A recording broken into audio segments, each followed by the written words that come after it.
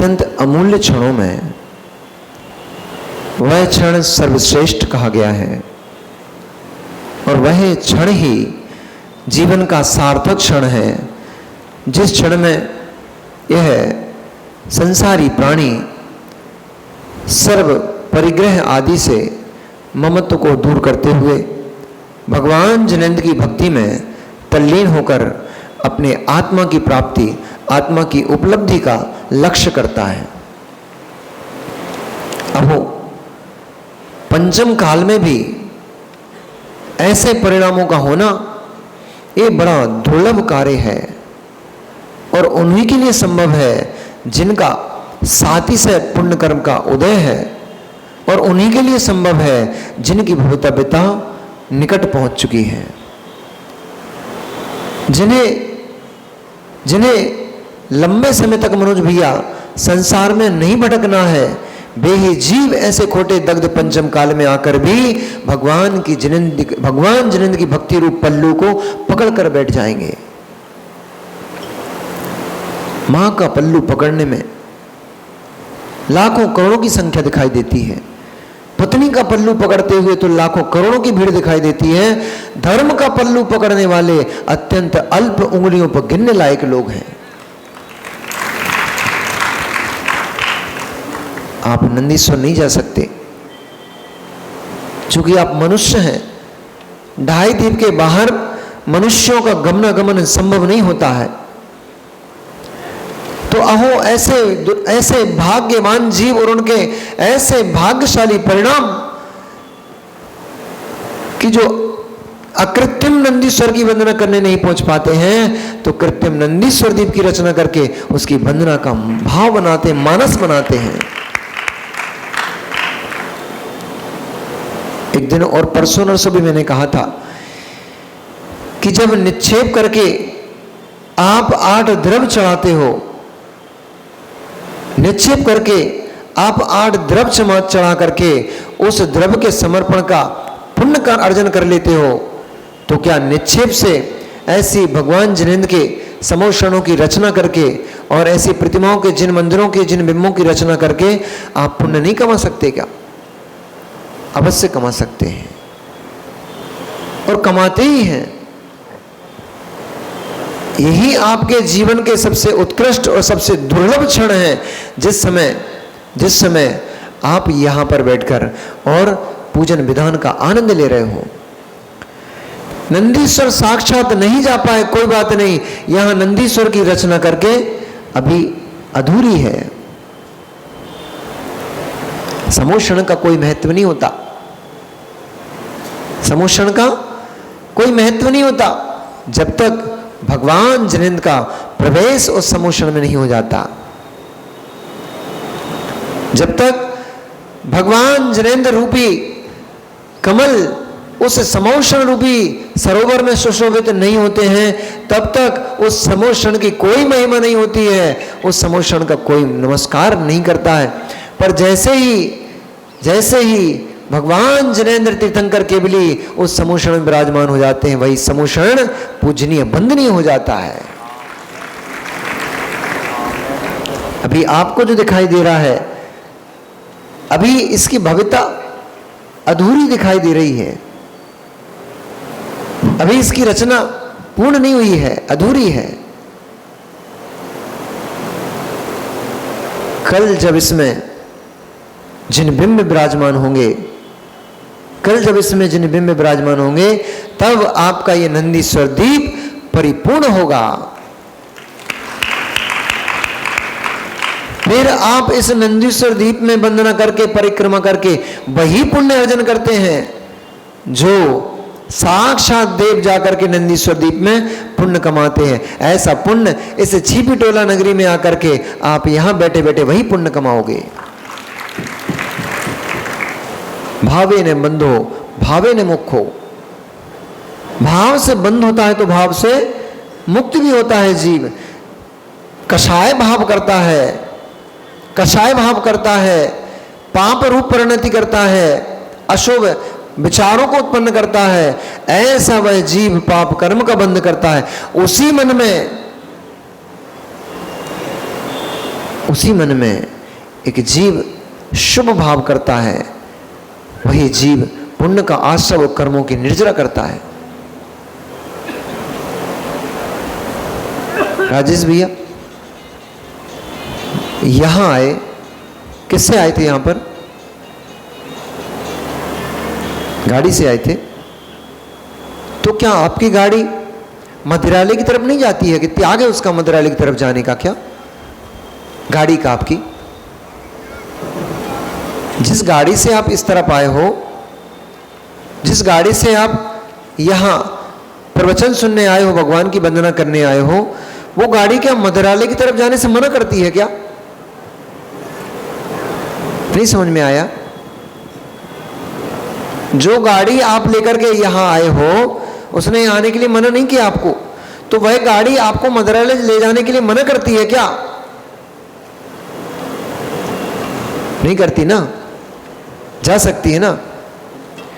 पर आपने जिन परिणामों से, जिस गाड़ी से आप यहां आए हो, पुण्य कर्म का अर्जन करते हो, अशुभ कर्मों का क्षय करते हो, शुभ कर्मों का बंध करते हो, वही गाड़ी से बैठकर अगर मंदिरालय जाते इस समय तो पाप कर्म का बंध करते, व्यसनी कहलाते, यहां सेवक कहला रहे हो, यहां पुजारी कहला रहे हो, वही गाड़ी पे बैठ करके अगर आप मंदिरालय चले जाते तो आप व्यसनी कहलाने लग जाते।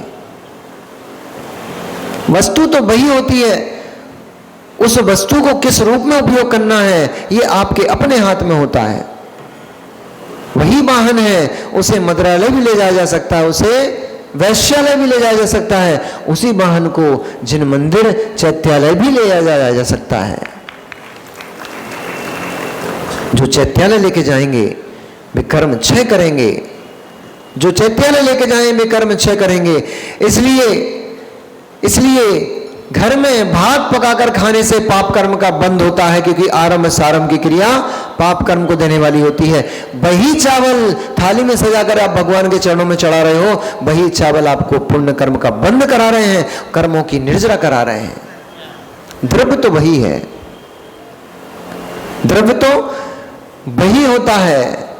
उस द्रव्य का प्रयोग ये प्रयोक्ता कैसे करता है, उस द्रव्य का प्रयोग ये प्रयोक्ता कैसे करता है, इससे ही सारा निर्णय होता है कि जीव की सुगति होगी अथवा दुर्गति होगी, जीव का पतन होगा, ह्रास होगा अथवा उत्थान होगा। बाहर का कोई व्यक्ति निर्णय नहीं करेगा, स्वयं की ही परिणति निर्णय करेगी। आपने इस नंदीश्वर की रचना की, यहां पर वंदना कर रहे हैं। इस समय धूप भी खिल गई है, भूख भी लग रही होगी, परंतु ना भूख पर ध्यान। सुबह सब लोगों ने ध्यान किया, आनंद आया था? ध्यान में नहीं आया, थोड़ा बहुत आया था, खूब सारा आया था। लोग जवाब नहीं दे रहे, मतलब नहीं आनंद आएगा? तो जोर से बोलो ना, कम से कम जो लोग नहीं आए थे आज ध्यान में उनको पता पड़ जाए ध्यान में बड़ा आनंद आता है, तो कल से ये लोग भी जाएंगे। वैसे जगह तो आज थोड़ी सी जगह बची थी, कल तो वैसे जगह नहीं बचेगी मुझे मालूम है, फिर भी जो जल्दी आएगा उसको स्थान मिल जाएगा, जो लेट आएगा उसको गेट पे स्थान है अथवा गेट के बाहर खड़े होने पड़ेगा फिर। तो ये जो आनंद धर्म आप मना रहे हो, धर्म है क्या वस्तु? अभी तक धर्म का अर्थ क्या समझा आपने? आज चलते हैं उस प्रक्रिया को समझने के लिए जिससे आप धर्म नाम से जानते हो। धर्म है, बस धर्म है क्या? कहां मिलता है? बाजार में, होटलों पे, मंदिरों में? कहां मिलता है? धर्म कहीं नहीं मिलता। न बाजार में मिलेगा धर्म, न दुकानों पे मिलेगा, न होटलों पे मिलेगा, ना ही धर्म मंदिरों में मिलेगा। धर्म धर्मात्मा के भीतर मिलता है, न धर्मो धार्मिकेर बिना। ऐसा आचार्य समंत भद्र स्वामी ने लिखा है रत्न कंदक श्रावकाचार्य जी में। धर्म कहां होता है? धर्म कहां होता है? जहां धर्मात्मा होता है वही धर्म होता है। अब मित्र समझ लो, जो जो जो जीव धर्मात्माओं की अवहेलना करते हैं वे धर्मात्मा की अवहेलना नहीं करते, वे धर्म की अवहेलना करते हैं, क्योंकि धर्म धर्मात्मा के भीतर पलता है। अब लड़ो किससे लोगे सचिन भैया? अब लड़ो किससे लड़ोगे? क्योंकि जिससे लड़ोगे वो धर्मात्मा है, और धर्मात्मा उसके भीतर धर्म बैठा पड़ा है। तुम अगर उसकी अवहेलना करोगे, उससे झगड़ा करोगे, तुम उस व्यक्ति से नहीं धर्म से लड़ाई करोगे, धर्म से झगड़ा करोगे। मां बेटे को चांटा मार देती हो गुस्सा आता है तो? मां जब बेटे बेटी पर गुस्सा आती है तो उसको चांटा मार देते हो? नहीं मारते क्या? नहीं मारते तो ऐसे कर दो। हाँ तो ऐसे करो ना, मार देते हो ना। आपका बेटा नमोकार नहीं पड़ता क्या? आपका बेटा नमोकार नहीं पड़ता रिंकू भैया? कैसे मार देते हो? कागज पे लिखा हुआ नमोकार मंत्र कोई आपसे कहे ऐसे जमीन पे फेंक दोगे क्या? नहीं। अच्छा, तो कागज के पे लिखा हुआ नमोकार मंत्र ऐसे करके उसको फाड़ दोगे क्या? नहीं फाड़ोगे। कागज पर लिखा हुआ पुद्गल, शब्द पुद्गल, जिस पे लिखा हुआ था वह कागज पुद्गल, लिखने वाले के हाथ पुद्गल, शब्द वर्गणा पुद्गल, अक्षर पुद्गल, पुद्गल कागज पे लिखा हुआ नमोकार मंत्र नहीं फाड़ते हो तो चेतन आत्मा में बसते हुए नमोकार मंत्र की असाधना कैसे कर देते हो? अब मार के बताना बच्चों को, अब मारना बच्चों को। और बच्चों तुम्हें तुम्हारी मां मारने लग जाए तुरंत नमोकार पढ़ना शुरू कर देना, बोला अब मारो। क्योंकि तुमने यदि हमें मारा तो तुम धर्म की अवहेलना करोगे। आपका चांटा मुझ पे नहीं सीधा धर्म पे पड़ेगा, आपको पाप का बंध होगा। तो मित्र ताली मत बजाओ। अब युवाओं से पूछते हैं, आप घर में रह रहे वृद्धों की अवहेलना कर दोगे क्या? आप घर में निवास करने वाले वृद्धों का तिरस्कार कर दोगे क्या? उनका अपमान कर दोगे क्या? करो, क्योंकि तुम्हारा पिता, तुम्हारा दादा, तुम्हारी दादी वो भी नमोकार मंत्र का उच्चारण करते हैं, वो भी जनेंद्र भगवान के उपासक हैं, उनके अंदर धर्म पलता है। उनकी अवहेलना करोगे धर्म की अवहेलना हो गई। क्षमा सीख रहे हो आप। धर्म क्या कहा? बत्तु सहावो धम्मो, खमादि भावो या दसबियो धम्मो, रेण तयम च धम्मो, जीवाणम रक्षणम धम्मो। आचार्य भगवान कुंद स्वामी ने कहा है वस्तु का स्वभाव ही धर्म है, और जो वस्तु अपने स्वभाव से चलित हो जाती है वह अधर्म में चली जाती है। जैसे पानी का स्वभाव शीतल है, वह कभी अपने स्वभाव से च्युत नहीं होता, वह पानी हमेशा शीतल ही रहता है। यदि अग्नि का संयोग हो जाए उससे तो वह पानी उष्ण हो जाता है। परंतु कुछ भी मत करो राजू भैया, कुछ भी मत करो, मोनू भैया, कुछ भी मत करो, उस पानी को उठा करके सिगड़ी से नीचे रख दो, गैस चूल्हे से नीचे रख दो। तुम्हें कुछ भी मत करो, ना हवा करो, ना फूंक मारो, कुछ भी मत करो, थोड़े ही समय में वो अपने आप शीतल हो जाता है, अपने आप ठंडा हो जाता है, क्योंकि उसका स्वभाव शीतल होना है। विभाव परिणति क्षणिक होती है, समयवर्ती होती है, निमित्तक होती है। विभाव जब भी खड़ा होगा निमित्त के होने पर होगा, निमित्त के अभाव में कभी विभाव परिणति नहीं होती। निमित्त न मिले। अग्नि का स्वभाव उष्ण है, अग्नि का स्वभाव उष्ण है। जब भी प्रज्वलित करोगे अग्नि को वह उष्णता ही देगी, क्योंकि उसका स्वभाव ही उष्ण है। स्वभाव उष्ण है। तो आपका स्वभाव क्या है? उबलना? आपका स्वभाव क्या है? गुस्सा करना आपका स्वभाव क्या है? दूसरों से लड़ना आपका स्वभाव क्या है? दूसरों का धन हरण कर लेना आपका स्वभाव क्या है? दूसरों को नीचा देखना, अपने आप को ऊंचा देखना आपका स्वभाव क्या है? अपने आप को ज्ञानी, दूसरों को अज्ञानी देखना, यह आपका स्वभाव है? हाँ, ये भी स्वभाव है, ये भी स्वभाव है।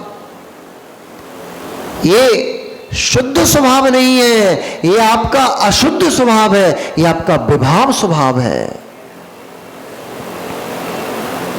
परंतु इस विभाव स्वभाव से, इस विभाव स्वभाव में जब तक यह जीव पड़ा रहेगा तब तक अपने शुद्ध स्वभाव की अनुभूति नहीं ले पाएगा, अपने शुद्ध चेतन आत्मद्रव्य की अनुभूति नहीं ले पाएगा जब तक विभाव में जीता रहेगा। मत्तु सहावो धम्मो, जीव का स्वभाव चेतनत्व है, चेतना गुण जीव का स्वभाव है, वह चेतना ज्ञान दर्शन रूप है। यह जीव अनंत गुणों का पिंड, स्वयं भगवान आत्मा भगवत शक्ति से युक्त है, लेकिन परद्रव्यों से प्रभावित होकर के यह चेतन द्रव्य सात अचेतन बना घूम रहा है। चेतना चेतनात्मक स्वरूप संबोधन आचार्य भगवंत अकलंग देव द्वारा कृत, उसमें कहा जीव को चेतना चेतनात्मक कहा। यह जीव चेतन भी है अचेतन भी है। नए में से मिलेगा आपको आज, क्योंकि उत्तम क्षमा धर्म है। क्षमा की बात नहीं कर रहे हो आज आप, क्षमा ऊपर ऊपर की बात है। क्षमा पंडित जी, क्षमा ऊपर का विषय है। यहां पर आप उत्तम क्षमा कह रहे हो, उत्तम विशेषण क्षमा के साथ जोड़ा गया है। वह विशेषण क्यों जोड़ा है इसको समझना है। आप 2 बार क्षमा मनाते हो, मालूम है आपको? पर्युषण में 2 बार क्षमा मनाते हो। एक बार प्रथम धर्म उत्तम क्षमा, और जब पर्युषण पूरा हो गया तो फिर क्षमा वाणी मनाते हो। क्षमा का बड़ा महत्व है जीवन में। यदि जीवन के जीव के भीतर से क्षमा गुण निकल जाए तो उसके पास कुछ भी शेष नहीं रहता है। और क्षमा कब प्राप्त होती है? क्षमा पहले दिन से प्रारंभ करोगे तब ब्रह्मचर्य के बाद उत्तम क्षमा प्राप्त होगी। पहला दिन प्रारंभ का है, क्षमा प्रारंभ करना यहां से। लेकिन उस क्षमा की पूर्ण उपलब्धि जब उत्तम ब्रह्मचर्य पालन कर लोगे, क्षमा, मार्दव, आर्जव, शौच, सत, संयम, तप, त्याग, आकिंचन, ब्रह्मचर्य, इतनी स्थितियों से जब निकल करके उत्तम ब्रह्मचर्य को पार कर लोगे तब तुम्हारे अंदर क्षमा धर्म प्रकट होगा। धर्म है क्या? चेतन स्वभाव आपका इस जीव का धर्म है, और वह चेतन ज्ञान दर्शन वाला है। तो मेरा ज्ञान कहां जा रहा है, मेरा दर्शन कहां जा रहा है, इस बात को पकड़ो। मेरा ज्ञान मेरा दर्शन कहां जा रहा है? मेरा ज्ञान दर्शन कषाय परिणति में जा रहा है, मेरा ज्ञान दर्शन भक्ति में जा रहा है, मेरा ज्ञान दर्शन मुनिराजों की वैयवृत्ति में जा रहा है, मेरा ज्ञान दर्शन विहार आहार आदि की क्रिया में जा रहा है, अथवा मेरा ज्ञान दर्शन पास खड़े हुए इधर देखो ना, मेरा ज्ञान दर्शन पास खड़े हुए जीव को निहारने में चला जा रहा है। कहां जा रहा है? इस दृष्टि से स्वयं को भी देखा जा सकता है, इस दृष्टि से पर को भी देखा जा सकता है। अहो अज्ञान दशा, जीव की अज्ञान दशा, मोही की मोह दशा तो देखो, निज को नहीं देख पाता, पर को ही देखने में लगा रहता है। किंचित भी कोलाहल होता है, किंचित भी हलन चलन होता है, तुरंत उपयोग चला जाता है वहां क्या हो रहा है। तत्व को सुनने में, तत्व को देखने में, तत्व को देखने में तल्लीन व्यक्ति, तत्व को देखने में भगवान की वंदना कर रहा है, भगवान की स्वरूप को देखने में तल्लीन व्यक्ति, किंचित भी आहट होती है तुरंत उपयोग चला जाता है। क्या हुआ? अरे मित्र, जितनी देर में तूने ये सोचा क्या हुआ, इतनी देर में तूने भगवान जगन्नाथ की भक्ति में अंतराय डाल लिया, ये अंतराय कर्म उदय में आएगा।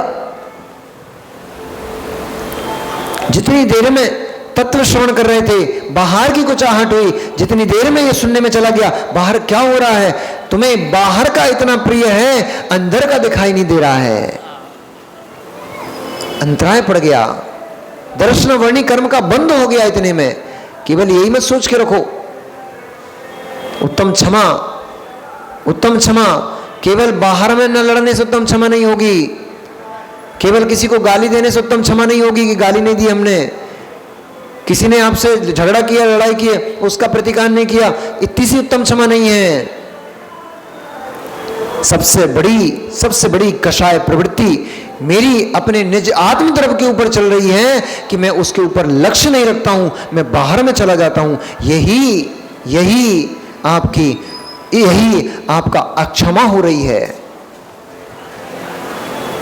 निज परिणति पर में जा रही है, यही अक्षमा भाव है। क्योंकि इसी से मेरा बिगाड़ हो जाता है, इसी से मुझे भव भ्रमण होता है, इसी से मुझे संसार में कष्टों को भोगना पड़ता है। आचार्यों ने क्या कहा? उत्तम क्षमा, अभी पढ़ी ना पूजन आपने, क्या पढ़ी थी? उत्तम क्षमा जहां मन होई, अंतर बाहिर शत्रु न कोई। क्या है उत्तम क्षमा? कषाय करने के, क्रोध करने के, झगड़ा करने के 1000 निमित्त एक साथ आकर के खड़े हो गए, कषाय करने के, गुस्सा करने के हजारों निमित्त एक साथ आकर के खड़े हो गए, तब भी उसके अंदर में विकल्प उत्पन्न नहीं हो रहा है, उनसे झगड़ा नहीं कर रहा, ये क्षमा नहीं।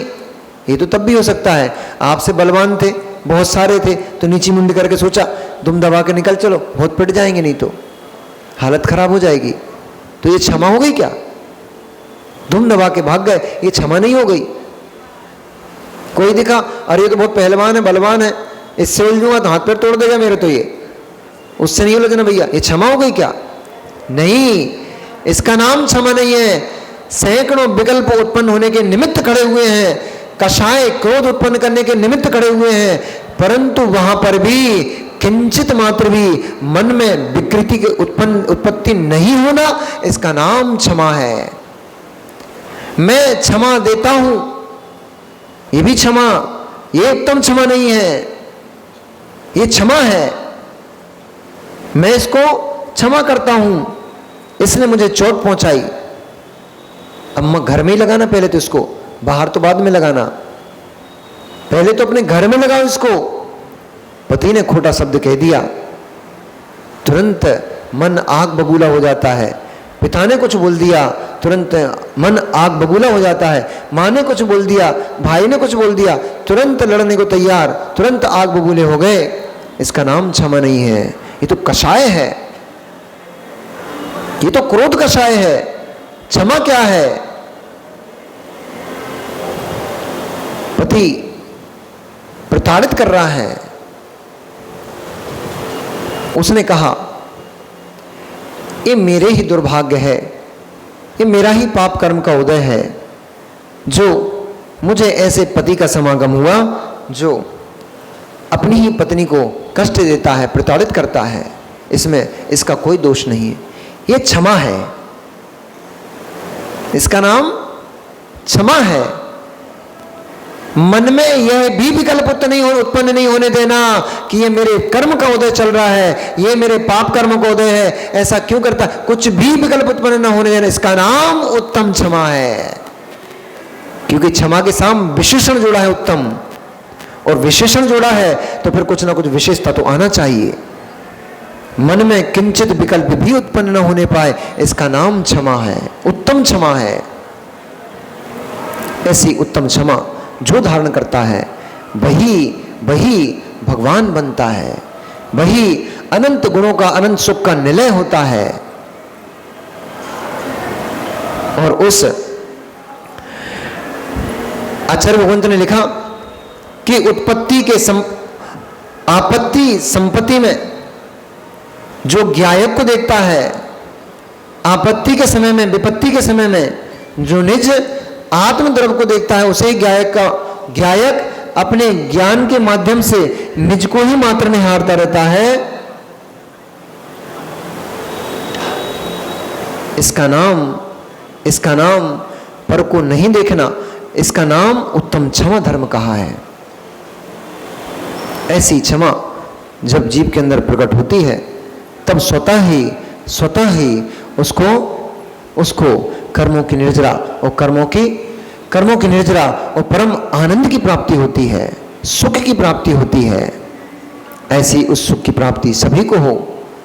चलते हैं वो लक्ष्मण के पास, क्योंकि आज क्या है? उत्तम क्षमा धर्म है। लक्ष्मण को जैसे ही उस वन में कुछ बहुत तीव्र सुगंध आई, तब लक्ष्मण ने सोचा कि ये क्या सुगंध है? ऐसी सुगंध को तो मैंने अपने जीवन में पहले कभी भी धारण नहीं किया, कभी भी नहीं लिया है। ये क्या है जिसकी इतनी तीक्ष्ण सुगंध है? ऐसी जिज्ञासा को लेकर के वह लक्ष्मण उस ओर बढ़ते चले गए जिस ओर से सुगंध उत्पन्न हो रही थी। उन्होंने जैसे ही देखा, जैसे ही दृष्टि डाली, उन्हें एक चमकती हुई विशाल खड़ग दिखाई दी, जिसकी 1000 यक्ष देवता जिसकी रक्षा कर रहे थे। ऐसी वह खड़ग जिसका नाम सूर्य हिरास खड़ग था, और जिसके हाथ में वह खड़ग है उसकी मृत्यु करना किसी के हाथ में संभव नहीं। ऐसी वह खड़ग जैसे ही उनको दिखाई दी, लक्ष्मण ने आश्चर्यचकित होकर के, यह क्या है?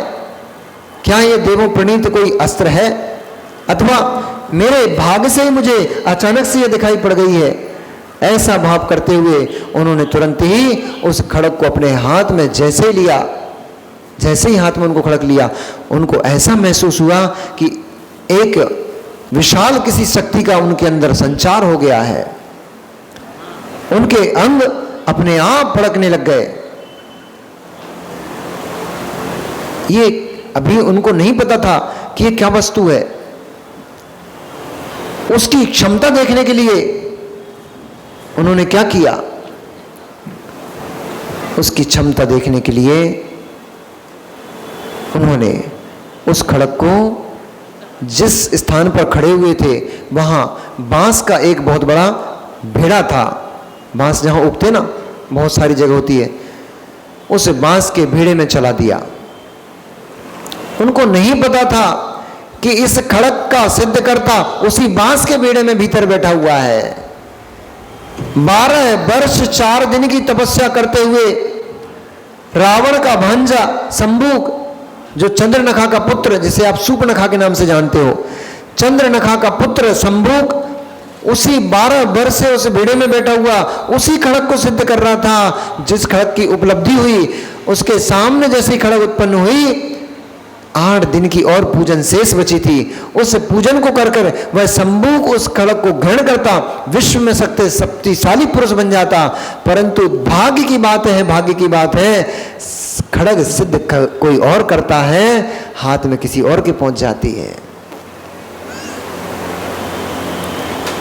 बेटियों को देखो तो जरा, उत्पन्न कोई और करता है, पलते कहीं हैं, इनका भोग कहीं और होता है। 18 वर्ष, 20 वर्ष, 25 वर्ष तक मां के हाथ की बनी रोटी खाते हैं, सारे परिवार की सेवा को लेते हैं, और जब सेवा देने की बारी आती है तो पति के घर चले जाते हैं। जिनने कुछ सेवा नहीं की, जिनने पाला नहीं, पैदा नहीं किया, उनको पूरे जीवन भर सेवा करके देते हैं। ये भाग्य की बात है। ये भी कर्मों की ऐसी लीला है, विचित्रता है। जहां पलते हो वहां रहते नहीं हो, और जहां रहते हो वहां लालन पालन नहीं हुआ है। जहां पलते हो वहां लालन पालन हुआ है, वहां रहते नहीं हो, और जहां रहते हो वहां लालन पालन नहीं हुआ। तुम्हारा स्वभाव शुद्ध चैतन्य आत्मद्रव्य क्षमा धर्म है, उसमें जो तुम्हारा स्वभाव है उसमें तुम पलते नहीं हो, रहते नहीं हो, और जो तुम्हारा विभाव है उस विभाव में तुम रहने चले जाते हो।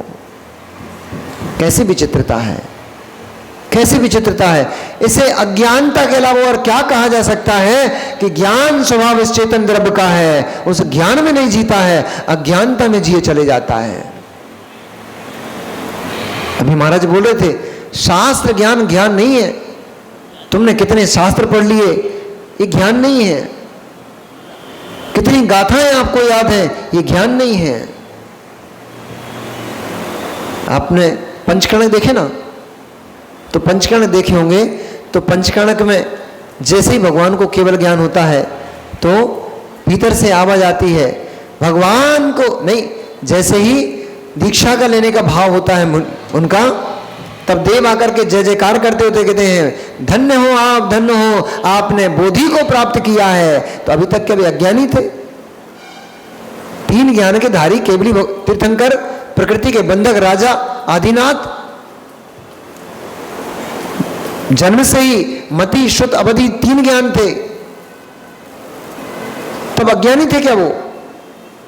जिन्होंने षट कर्म 80 मसी कृषि आदि 6 कर्मों को करना सिखाया तो वे अज्ञानी थे। जिन्होंने इतनी बड़ी प्रजा का लालन पालन किया वे अज्ञानी थे।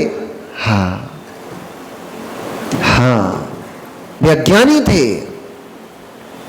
प्रभु जब तक छद्मस्त अवस्था में बैठे रहे, प्रभु जब तक राग रंग में बैठे रहे, प्रभु जब तक नीलांजना का नाच देख रहे, वे अज्ञानी थे। जैसे ही अपने आत्मा का बोध हुआ, आत्मा का ज्ञान हुआ, वे परमात्मा, अभी परमात्मा नहीं बने, अभी तो वे राजा आदिनाथ ज्ञान प्राप्त कर गए, ज्ञानी हो गए। और जब ज्ञान प्राप्त करके दीक्षा ले ली तो फिर परम ज्ञानी हो गए। मन पर्याय ज्ञान प्रकट कर लिया एक क्षण मात्र में, मन पर्याय ज्ञान प्रकट हो गया, वे परमात्मा ज्ञानी हो गए। ऐसे जब तक पर द्रव्यों में लिप्सा जा रही है, पर वस्तुओं में मन चला जा रहा है, तब तक यह जीव ज्ञानी जीव होने पर क्षमा चेतन जीव ज्ञानी होता है, पर ज्ञानी होते हुए भी अज्ञानी है। क्रोध कषाय कर रहा है, अज्ञानी है। मान कषाय कर रहा है, अज्ञानी है। क्षमा धर्म में जा रहा है, ज्ञानी है। क्षमा में जा रहा है, ज्ञानी है। क्रोध में जा रहा है, अज्ञानी है। अब देखते रहना अपने आप को, देखते रहना अपने आप को। जैसे गुस्सा आने लगे अपने आप को बोलना, ए अज्ञानी क्या कर रहा है। पर उस समय कहां इतना होश रहता है, उस समय तो कहां इतना होश रहता, कहां इतना ज्ञान रहता है। उस समय ही तो अज्ञानी हो जाता है, तभी तो ज्ञान काम नहीं करता है, इसलिए तो अज्ञानी है। वहां ज्ञान काम करने लग जाए तो फिर ज्ञानी हो जाए ना।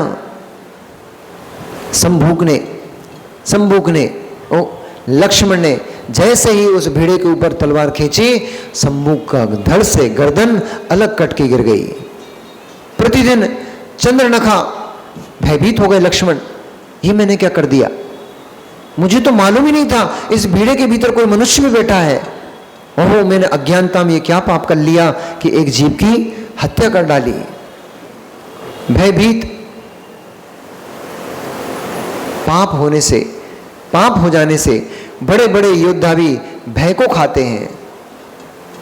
बड़े बड़े योद्धा भी यदि उनसे कोई पाप हो जाए तो, गलती हो जाए तो भय खाते हैं। इसलिए लक्ष्मण ने अनजाने में उनके द्वारा यह वध हो गया। वे ना जाने अब तक कितने सुभटों का संहार कर चुके होंगे, परंतु आज जब संभूक का वध उनके द्वारा हो गया, वे लक्ष्मण भयभीत हो गए, क्योंकि उनका दया भाव था, उनको किसी का मारने का भाव नहीं था। वो तो तलवार की शक्ति, उस खड़ग की शक्ति देखना थी उनको। इसलिए वे भयभीत होकर के तुरंत ही वहां से उस रक्त दूषित तलवार को लेकर के सीधे सीधे भागते भागते राम के पास पहुंचे। उन्होंने जाकर सारा वृत्तांत राम को कह सुनाया। तब तक उधर वो अपना पूरा वृत्तांत सुना रहे थे, इधर चंद्रनखा प्रतिदिन अपने पुत्र के लिए भोजन लेकर के आती थी और देखने आती थी। उसको इस बात का ज्ञान हो गया था कि खड़ग संभूक ने सिद्ध कर ली है, अब मात्र 5 दिन और भी निकल चुके हैं, मात्र 3 दिन शेष बचे हैं। 3 दिन बाद ये विश्व का सबसे अजय पुरुष हो जाएगा। फिर विश्व में से किसी को, कोई पुरुष, कोई राजा महाराजा इस शंभू को, हमारे बेटे को कभी जीत नहीं पाएगा, अजय हो जाएगा ये।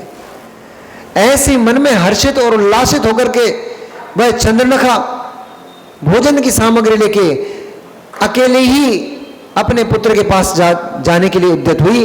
वहां पहुंचकर उसने देखा रक्त का संचार वहां से फैलते चले जा रहा था।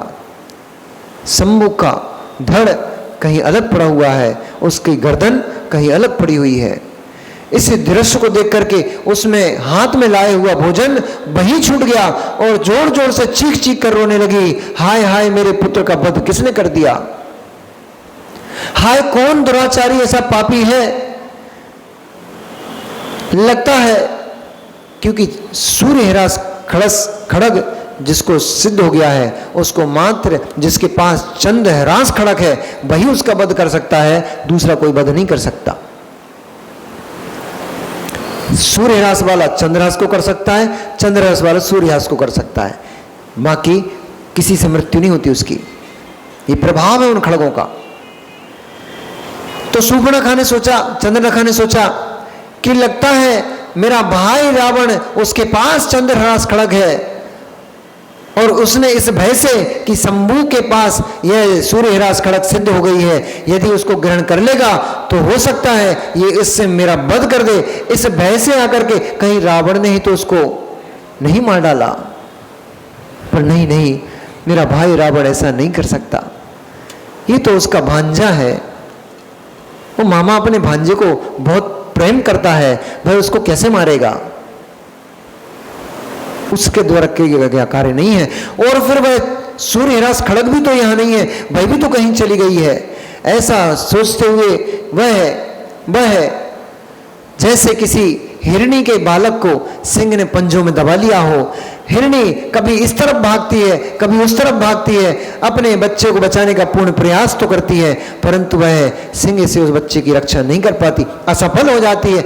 ऐसी व्याकुल हिरणी की तरह वह चंद्रनखा कभी इधर भागती थी, इधर देखती थी, कभी उधर देखती थी, वन में चारों ओर देखती थी, ये दुष्कृत्य किसने कर डाला।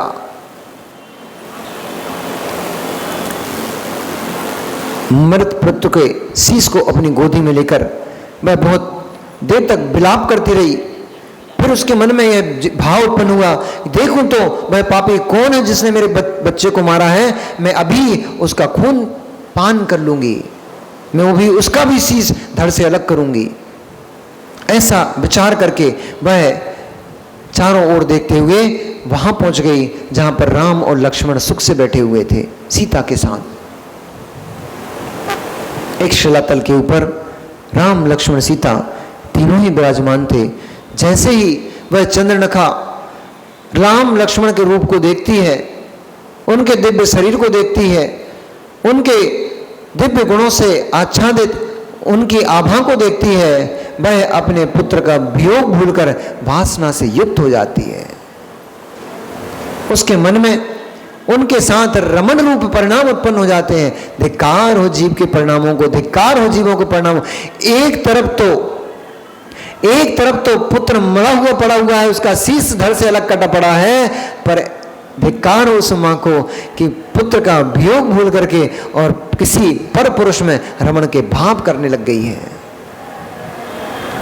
ऐसा लोक में भी देखा जाता है, ऐसा लोक में भी देखा जाता है। पति मरा पड़ा रहता है, पति मरा पड़ा रहता है, पत्नी अपने प्रेमी के साथ भाग चली जाती है, ऐसा लोक में भी देखा जाता है।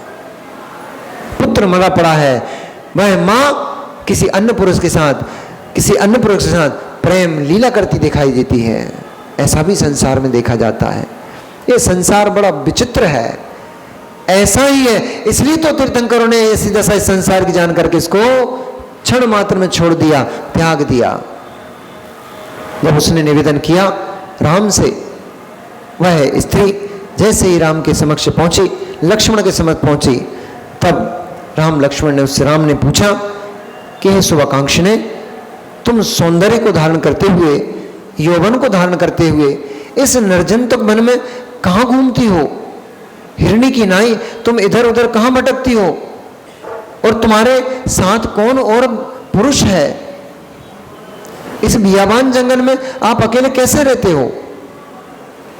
तब उसने सांत्वना लेने के लिए उनको अपनी ओर आकर्षित करने के लिए उसने क्या कहा? क्योंकि मजबूरी में फंसी स्त्री का तो पुरुष क्षण भर में ही सहारा दे देता है, आलंबन बन जाता है। इसलिए उसने अपनी असमर्थता को प्रकट करते हुए कहा कि हे शुभ लक्षणों से युक्त, आप दोनों को मेरे दुख भरी कहानी को सुनाती हूं। मेरे पिता और मेरे माता बचपन में ही मेरी उत्पत्ति के समय ही मुझकर छोड़कर चल बसे। माता चल बसी, मां के वियोग में पिता भी प्राणों का अंत करते हुए मरण को प्राप्त हो गए।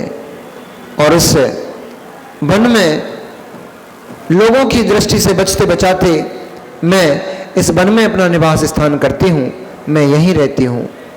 सो आपका रूप देखकर, आपका शुभ आगमन देखकर, जानकर आपके स्वागत के लिए मैं यहां आई हूं और मैं चाहती हूं कि आप पत्नी के रूप में मेरा वरण करें। सारी लज्जा विलीन हो जाती है। वासना, काम, पीड़ा सारी लज्जा विलीन कर देता है। कुछ भी होश नहीं रहता, मैं कौन कुल में जन्मा हूं, किस घर में पला बढ़ा हूं, मेरा धर्म क्या है, मेरे संस्कार क्या है, कुछ भी होश नहीं रहता। जब वासना सताती है उस जीव को मात्र अपनी वासना की पूर्ति नजर आती है। राम ने कहा ये तो संभव नहीं है, मैं अपनी पत्नी से युक्त यहां बैठता हूं, ये तो संभव नहीं है। इसलिए तुम जिस प्रकार इस वन में निवास करती हो उसी तरह से इस वन में निवास करो। परंतु लक्ष्मण का मन उनके ऊपर हरा गया था।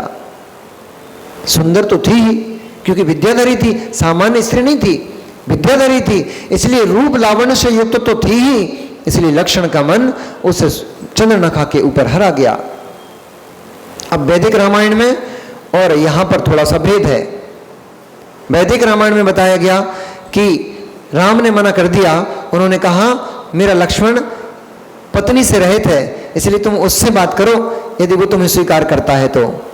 लेकिन यहां राम ने उसको सिर्फ मना किया है और उससे कहा तुम अपने जिस निवास पर रहती हो वहीं रहो और जो तुम शुभ चेष्टा करती हो वही करना तुम्हारे लिए ठीक है। ऐसा कह सुन करके वह चंद्रनखा अपना सा मुख लेकर के और अपनी नगर की तरफ जाने लग गई, चली गई, पाताल लंका की तरफ चली गई। अब जो नाक कटने वाली बात आती है वो भी वैदिक रामायण में और जैन रामायण में भेद को प्राप्त होती है। नाक कटने का अर्थ यही था कि सारे रूप लावण सौंदर्य से युक्त होते हुए भी राम ने तेरा तिरस्कार कर दिया, राम ने तुझे अपनी पत्नी स्वीकार करने से इनकार कर दिया, इसलिए ऐसा बोलते ना तुम्हारी तो नाक कट गई। तो ये क्या कहते हैं इसको, नहीं आहना देते हैं, ऐसा बोलते ना कि तुम्हारी नाक कट गई, तो बोलते हैं उलाहना, इसको बोलते हैं उलाहना। तो ये शब्द उलाहना रूप था कि तेरी नाक कट गई, ना कि तलवार से नाक काट दी। ऐसी तलवार से नाक नहीं काटी थी, उसको मना कर दिया। विद्याधरी थी, रूप लावण्य से युक्त थी, फिर भी राम ने उसको स्वीकार नहीं किया, यही उलाहना के रूप में उसकी तो नाक कट गई।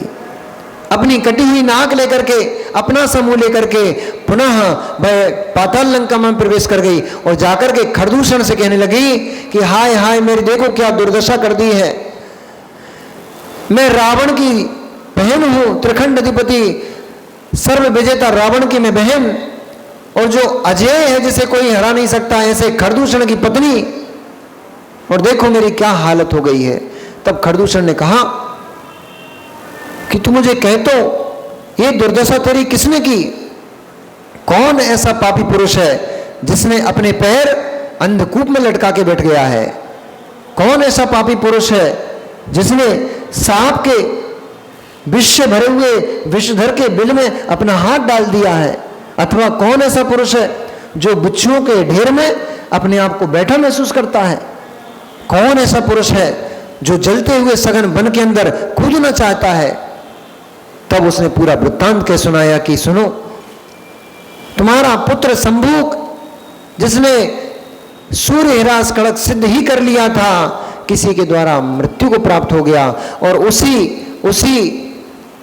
उसी क्रूर पुरुष ने मेरी ये दुर्दशा की। वह मेरे साथ दुष्चेष्ट चेष्टा करने वाला था, ना जाने कौन सा पुण्य का उदय मेरा आ गया, उसने मेरे सारे कपड़े फाड़ डाले, मैं बाल बिखरे हुए, आंसुओं की धार बह रही है, कपड़े फटे हुए हैं। ऐसी दयनीय अवस्था में जब वो वहां पहुंची, उसकी अवस्था देख करके और खरदूषण को तीव्र क्रोध आ गया। उसने तुरंत ही अपना त्रिशूल उठाया और युद्ध के लिए तत्पर हो गया। और जैसे ही तत्पर हुआ, अब आज पर्युषण पर्व का प्रथम दिन है, आप लोगों को घर में बहुत सारी तैयारी करना होगी अभी, तो इसलिए अब त्रिशूल उठा करके वो क्या करने वाला है, क्या लक्ष्मण को उसके द्वारा कुछ घात होगा, अथवा लक्ष्मण के द्वारा उसका घात होगा, अथवा लक्ष्मण मूर्छित हो जाएंगे, क्या होने वाला है अब देखेंगे कल के उसमें कि कैसे वह अपने पुत्र के मृत्यु का बदला लक्ष्मण से चुकाने गया है, और आगे कल क्या होने वाला है। बड़ा टर्निंग पॉइंट है कल, तो देखते हैं कल क्या होने वाला है।